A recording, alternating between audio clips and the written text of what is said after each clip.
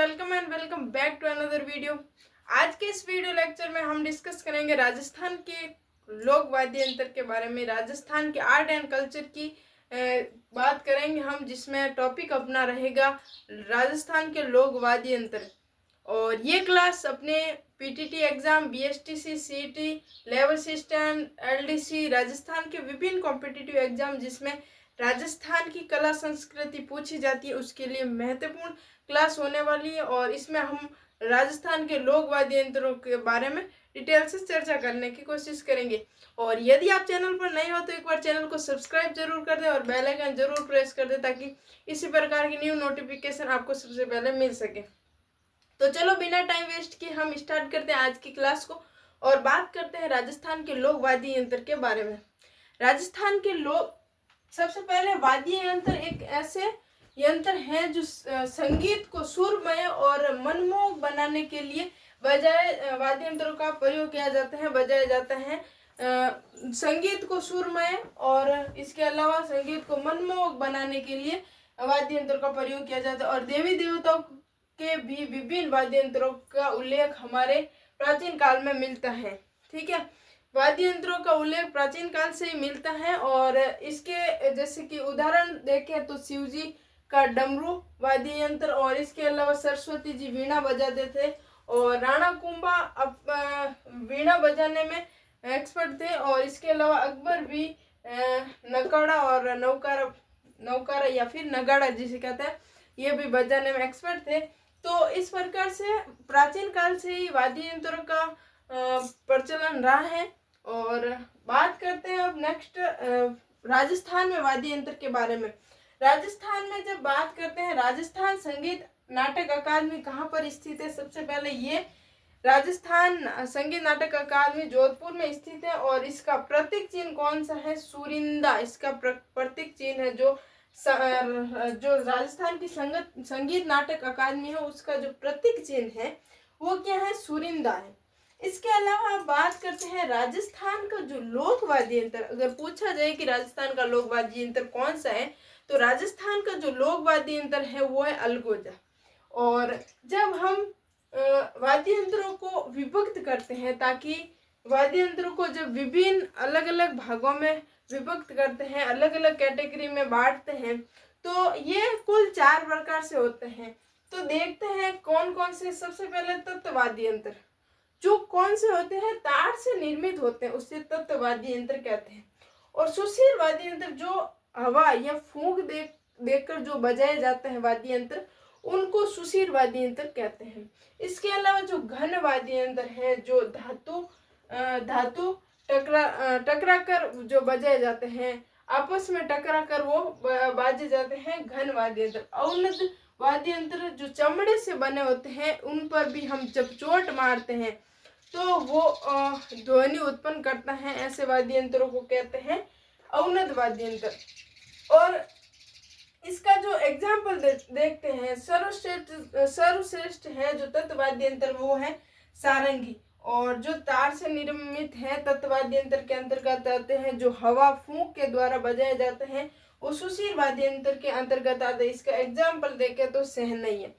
इसके अलावा जो घन वाद्य यंत्र है वो धातु के टकराने से बजता है। इसका जो एग्जाम्पल देखें तो मंजीरा इसका सर्वश्रेष्ठ वाद्य यंत्र है।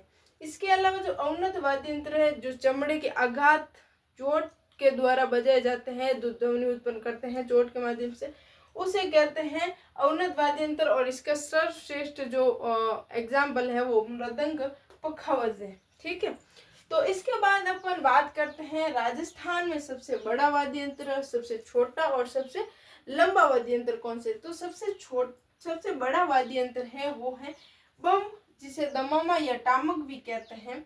और इसके अलावा जो राजस्थान का छोटा वाद्य यंत्र है, छोटा वाद्य यंत्र कौन सा है? जो मोरचंग है। और इसके अलावा राजस्थान का सबसे लंबा जो वाद्य यंत्र है वो करना है। तो इस प्रकार से हम वाद्य यंत्र को 4 भागों में विभक्त कर देते हैं। और इसके बाद राजस्थान में जो सबसे लंबा, सबसे छोटा, सबसे बड़ा वाद्य यंत्र है उसके बारे में हम डिस्कस करें।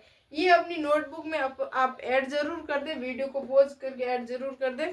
और नेक्स्ट अपन बात करते हैं वाद्य यंत्रों के बारे में। अपन जो घन वाद्य यंत्र है उसके बारे में चर्चा करते हैं। घन वाद्य यंत्र जो धातु से निर्मित होता है।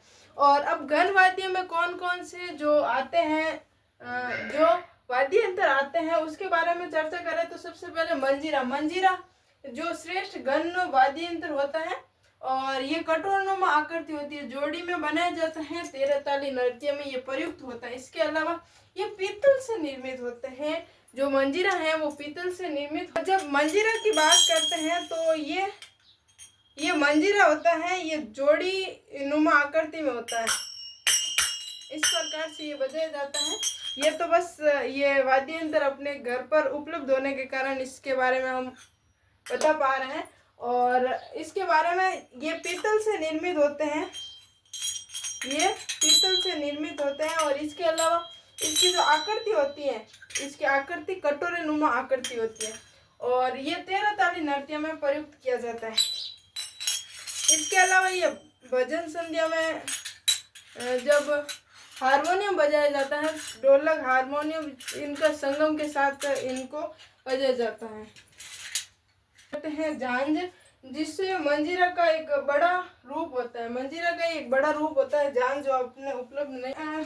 झांझ मंजीरा का एक बड़ा रूप है। कच्ची घोड़ी नृत्य में ये प्रयुक्त किया जाता है। इसके अलावा रमझोल, ये घुंघरू की एक पट्टी होती है, नर्तकों द्वारा पैर पर बांधा जाता है। इसके अलावा घंटी, घंटा, वीर घंटा ये पूजा के समय प्रयुक्त होता है पूजा के समय प्रयुक्त होता है। और गुरोलिया जो कालबेलिया समुदाय द्वारा प्रयुक्त किया जाता है। इसके अलावा खड़ताल जो शीशम, रोहिड़ा, कैर की लकड़ी से निर्मित होता है। खड़ताल ये भी एक घन वाद्य यंत्र है जो मांगणियार समुदाय का प्रयुक्त वाद्य यंत्र है। सिद्दीकी खां मांगणियार इसका प्रमुख वादक है। इसके अलावा भरणी जो तेजाजी के भक्तों द्वारा प्रयुक्त होता है। इसके अलावा थाली जो बाबूजी के भक्तों द्वारा थाली नृत्य पर इसका इस्तेमाल किया जाता है, थाली वाद्य यंत्र का। और चिमटा जो भजन कीर्तन के दौरान इसका प्रयोग किया जाता है। इसके अलावा श्रीमंडल प्राचीन वाद्य यंत्र है। तो इस प्रकार से घन वाद्य यंत्र, हमारा घन वाद्य यंत्र के कुछ मुख्य घन वाद्य यंत्रों के बारे में हमने चर्चा कर ली। नेक्स्ट वीडियो लेक्चर में हम तत् वाद्य यंत्र, अवनद वाद्य यंत्र, सुशीर वाद्य यंत्र के बारे में चर्चा करेंगे। और यदि आपको वीडियो अच्छा लगा तो वीडियो को लाइक और चैनल को सब्सक्राइब जरूर कर देना। और मिलते हैं एक नए वीडियो के साथ, तब तक के लिए धन्यवाद।